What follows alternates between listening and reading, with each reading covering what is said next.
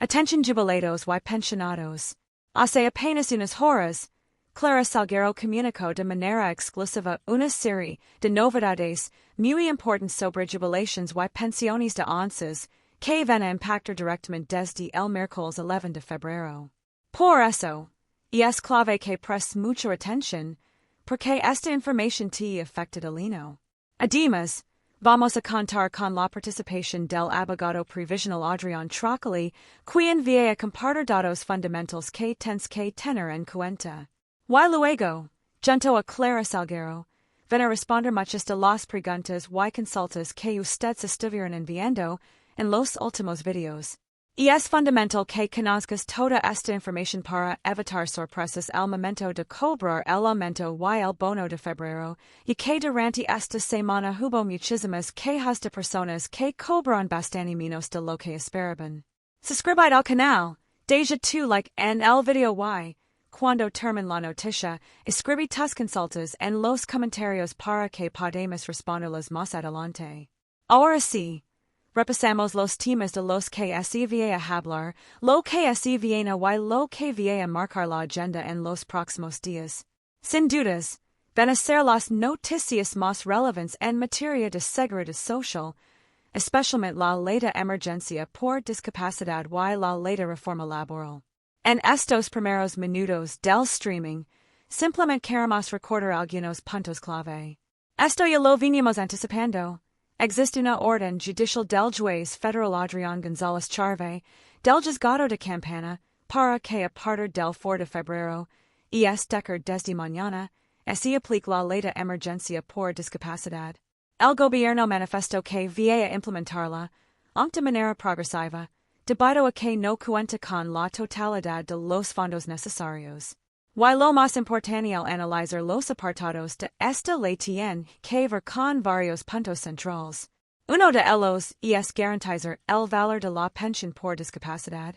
Se establece una garantía del 70% del haber mínimo contributivo vigente. Además, la pensión por discapacidad podrá ser compatible con otro ingreso, siempre que ese ingreso no supera los 2 salarios mínimos. Otro punto importante es el cumplimiento del cupo laboral del 4% para personas con discapacidad. En paralelo, se propone la creación de un registro para que las empresas puedan consultar la disponibilidad de personas para emplear. Como contrapartida, las empresas tendrán incentivos. Durante 2 años no pagarán las cargas patronales correspondientes. También se prevé la actualización de los aranceles de las distintas prestaciones asistenciales y educativas, todo lo relacionado con rehabilitación, ya que existe un déficit muy grande en los montos actuales. Y esa actualización será retroactiva y, hacia adelante, se ajustará mensualmente por IPC. Uno de los puntos que mencionamos recién establece la emergencia hasta el 31 de diciembre de este año, con la posibilidad de prorrogarla por un año más. Hay un aspecto que se viene cumpliendo desde hace tiempo, la garantía del 70% del haber mínimo para las pensiones por discapacidad. Esto se aplica desde hace muchos años. En cambio, el cupo laboral del 4% es una exigencia que aparece en leyes y resoluciones desde hace décadas. Se vuelve a reforzar en esta ley, pero hasta el día de hoy no se cumple. En cuanto a la modernización laboral, vamos a hablar de este tema de manera especial y en detalle. Si bien durante este periodo de decisiones extraordinarias, que se extiende hasta el 27 de febrero, se trataron otras leyes como el régimen penal juvenil, el Acuerdo Mercosur, Unión Europea, designaciones diplomáticas, la ley de manejo de activos forestales, especialmente en la Patagonia, y la modificación de la ley de glaciares. La reforma laboral es uno de los ejes centrales del debate en el Congreso durante febrero. Antes de cerrar estos primeros minutos del streaming, hay algo importante para aclarar. El proyecto de ley de modernización laboral no modifica ningún aspecto del sistema previsional en cuanto a requisitos. No cambia la edad jubilatoria, en los años de aportes, en la forma de pago de las jubilaciones, en el método de actualización de jubilaciones y pensiones. Dica esto, presentamos a la mesa. Voy nombrando a quienes nos acompañan y luego ellos ven desarrollando los temas. Dr. Adrián Trocoli, ¿cómo lo vie? ¿Cómo estás, Clarita? Todo bien. Muy bien. Muy bien. ¿Cuándo te vas a cortar el pelo, Trocoli? Todavía no. A la vuelta, hoy ahora mismo. Mira que después te lo reclamamos. Temas del día. Vamos a volver sobre una consulta que no para de repetirse. ¿Cómo identificar cuando corresponde reclamar un reajuste, cuando un beneficio está mal calculado y que así pueda reclamar en la justicia? También nos acompaña Claudia Romero, especialista en gestión de políticas públicas para personas mayores, ex-legislator y ex-secretario de personas mayores de la Ciudad de Buenos Aires, con amplia experiencia en esta temática. Claudio, un gusto. Gracias, Clara, por la invitación. Bueno, tu tema. Lo resumo en 3 palabras. Expectativa de vida y cómo denominar correctamente a los adultos mayores. Excellent. Daniela de Clara, siempre tengo la duda, de Clara? De Clara. Perfecto. Daniela, ¿qué traes hoy? Hoy, impuesto a las ganancias. Vamos a analizar las deductions.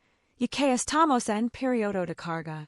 Exacto, y está llegando al final. Y es clave cargarlas bien, porque hubo algunos inconvenientes. Trocoli, arrancamos a desarrollar. A ver, ¿sendizo percibes que no estás cobrando correctamente?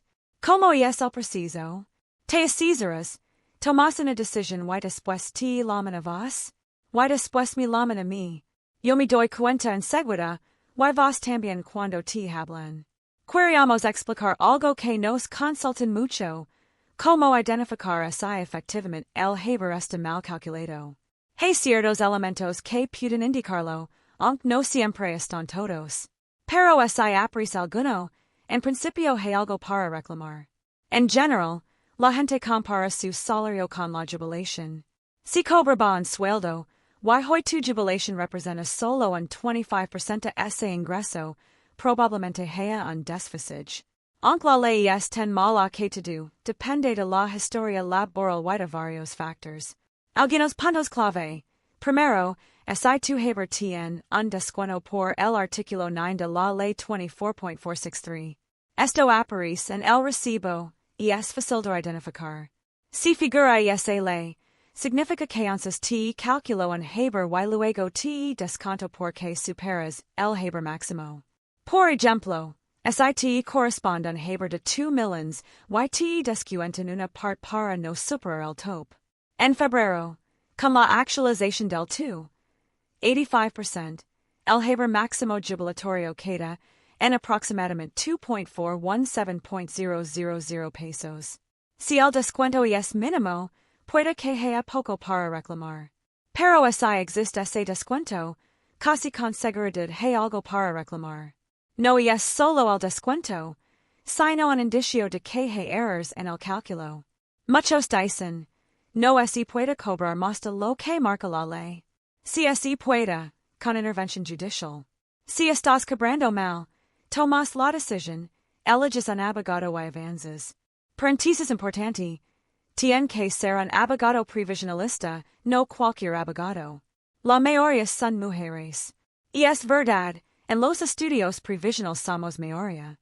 ¿Cuándo tarda hoy un juicio? Depende si liga la corte o no. En capital, un juicio puede tardar 2 años solo para que te digan que no corresponde. A partir de ahí, hay que ir a la corte. En general, entre 2 y 3 años para juicios nuevos. Todo esto es frustrante, ¿no? A veces así gana. Últimamente así están cobrando a just todos los meses. ANSES paga cerca del 80% de las sentencias. Yo no inicio un juicio si no estoy seguro de que hay algo para reclamar. Hay casos en los que no puede garantizar el resultado, porque surgen leyes nuevas o fallos novedosos.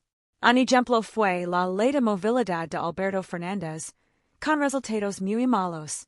Se litigó sin saber si la justicia iba a acompañar y finalmente ocurrió. El abogado previsional pide todo lo que corresponde y luego la justicia decide que otorga. No es suposición, es así. Siempre tiene que haber un cálculo previo y una justificación. Hoy no puedo prometer que alguien pase de cobrar 100 a 200, pero sí explicar que se va a pedir y por qué. Si pedimos 100 y la justicia otorga 70, se firma. Bien.